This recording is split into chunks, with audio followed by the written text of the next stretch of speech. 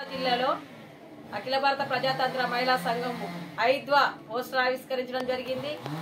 ఈ ఐద్వా జాతీయ మహాసభలు హైదరాబాద్ లో జరుగుతున్నాయి కాబట్టి జనవరి 25, 26, 27, 28 4 రోజులు జాతీయ మహాసభలు ఉంటాయి కాబట్టి ప్రతి ఒక్కరు వ్యాపారస్తులు ప్రజలు ప్రతి ఒక్కరు సహకరించవలసిందిగా ఐద్వా మహిళా సంఘము మరింత ముందుకు తీసుకెళ్లడానికి మహిళలు జరుగుతున్న హత్యలు హింసలు వాటిపై సగులు చేస్తున్న ఈ మహిళా సంఘాన్ని మీరు మరింత బలోపేతం చేయడానికి రాజన్న సిరిసిల్ల జిల్లాలో ఉన్న ప్రజానీకం అందరూ సహకరించగలరని మనస్ఫూర్తిగా కోరుతూ, అంతేకాకుండా ఈ మహిళలపై జరుగుతున్న హత్యలు హింసలు అధికంగా జరుగుతూ ఉన్నాయి।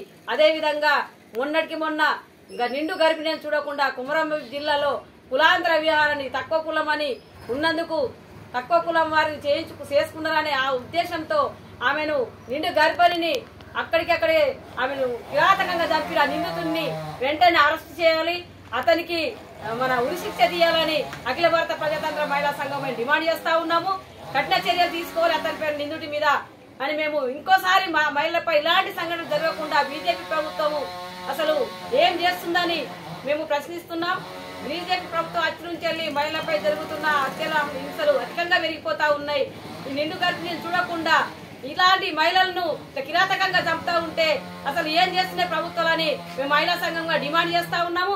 ఇలాంటి సంఘటనలు మళ్లీ జరగకుండా పునరుద్ధరణ కాకుండా ప్రభుత్వం చర్యలు తీసుకోవాలని వారి మీద కఠిన చర్యలు తీసుకోవాలని మేము అఖిల భారత ప్రజాతంత్ర మహిళా సంఘం డిమాండ్ చేస్తూ ఈ జాతీయ మహాసభలు విజయవంతం చేయాలని రాజన్న సిరిసిల్ల జిల్లా ప్రజానికి విజ్ఞప్తి చేయడం జరుగుతుంది।